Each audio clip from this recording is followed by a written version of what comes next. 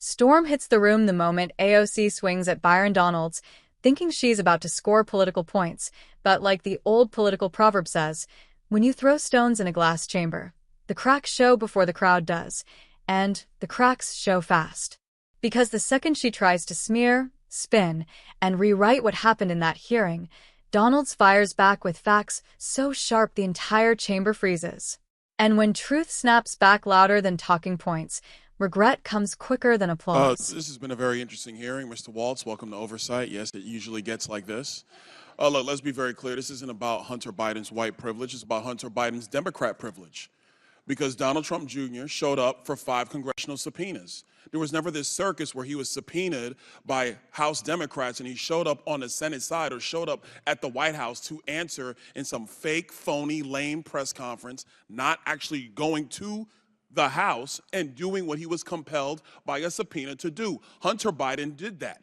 And then he has the unmitigated gall to show up here when we know that we're going through actually the legislation for contempt, with, by the way, Mr. Chairman, we should actually get to the legislation of contempt. The speechifying is great, but let's do our business, members. He has the gall to come here, show up, and then when the Democrats are saying, hey, he wants to speak, he leaves. This is a joke. This is a farce.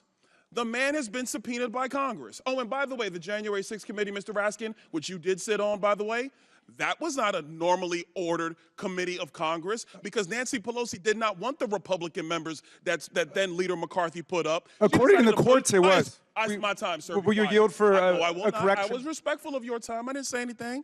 So, ladies and gentlemen, let's move forward with our business. He should be held in contempt. There was a subpoena. He did not answer it. Any other American will be held in contempt by Congress. Any other. This is Democrat privilege of the highest order. Let's do our jobs. I yield.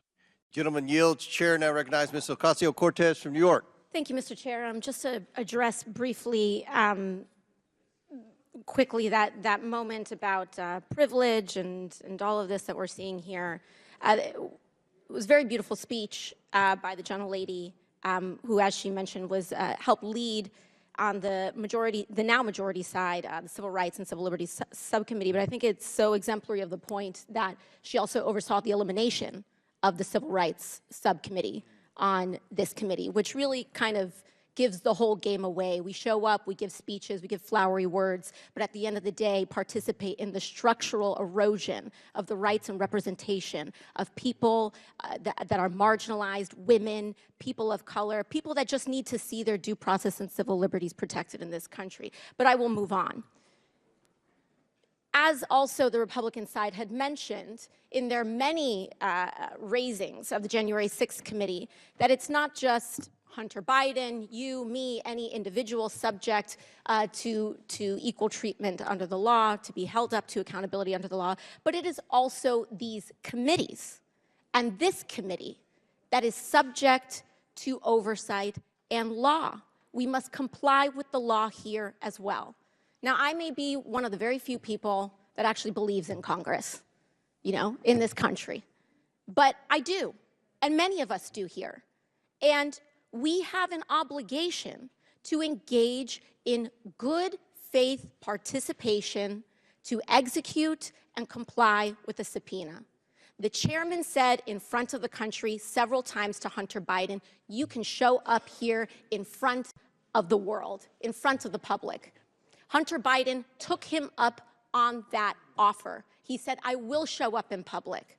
I will show up in public. He showed up here today. He showed up here in the past. And Mr. Chairman, I know you do your best with what you've got, but you've got members here that have submitted falsified evidence to the record. You have members here that have submitted and mischaracterized closed-door hearings, and people want to say back and forth at the end of the day, it doesn't matter what party it's happened from. You've got members who've engaged in revenge porn in this committee. So it is understandable why Hunter Biden would want to testify in front of the public for the American people to be able to witness that testimony for themselves. You've got members who've defied subpoenas. You've got members who we are 1 year into the term asking what the rules are at the beginning of the committee. The book was given to us on day one. And so what we should do is allow the man to testify. I believe in the power of the Oversight Committee.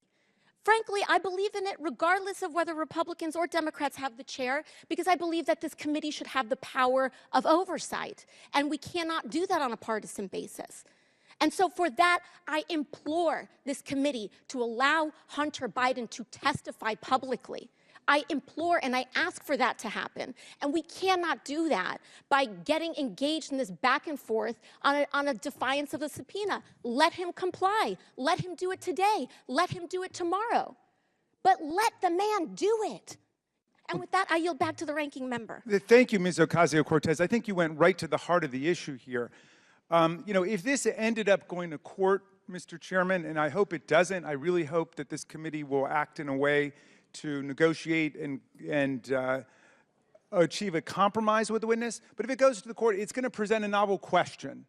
What happens when a committee represented by its distinguished chairman goes out in public and repeatedly invites and challenges a witness to come before the committee, and then that witness gives the answer, yes, I will come in?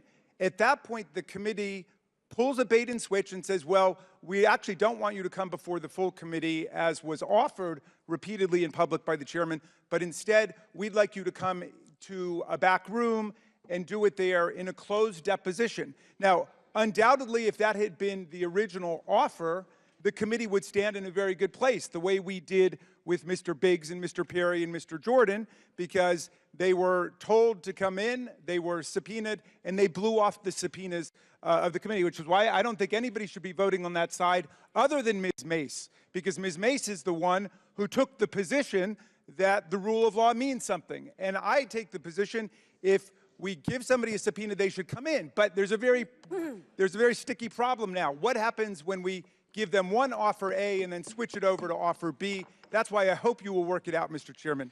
Thank you for yielding. Gentlelady's time's expired. To respond to the gentlelady, he can come in for a hearing after the deposition. Walking into that hearing today felt like déjà vu. Another oversight showdown, another attempt by AOC to turn the room into a theater instead of a committee. And as soon as her microphone lit up, the performance kicked in. She tried swinging at Byron Donalds, acting like she was exposing some deep inconsistency, but a political proverb my grandmother used to say rang in my head: truth may walk slowly, but lies sprint themselves into a wall. And that's exactly what happened. The moment she tried framing the entire hearing as some partisan stunt, Donalds leaned forward, calm but ready. He wasn't flinching, he wasn't scrambling, he was locked in. And while she threw accusations around like confetti, the facts were stacked behind him like a steel wall. It was a moment you could feel shift in the room. AOC expected applause. But instead, every word she tossed fell flat. Donalds didn't need speeches or theatrics. He just calmly reminded everyone what actually happened, who ignored subpoenas, who twisted evidence, who played games with the truth when the cameras were rolling. And when he laid out the double standard in plain English, AOC's expression said everything the transcripts won't. The room froze for a second, and even her own side went quiet. There's a political proverb that says, when the wind changes direction, even the loudest banner drops. And that banner dropped fast. Because AOC realized in real time that her attack didn't just miss, it backfired. Donalds exposed the contradiction in her argument, pointed straight at her own side's history of bending rules, dodging accountability, and rewriting narratives when it's convenient. The more he spoke, the more the hearing drifted away from her message and toward the one she desperately wanted to avoid. Every member in that chamber felt it, the shift, the silence, the sting of a point that can't be spun away. AOC came in ready to lecture, ready to perform, ready to dominate the moment. But a political proverb held true: the loudest voice in the room is the first to lose control. And she lost it. By the time Donalds finished, the energy was gone from her side, the talking points were ruined, and the regret was written all over her face. She didn't just lose the argument. She handed Donalds the clearest victory of the day. And the whole country watched the moment she wished she could rewind.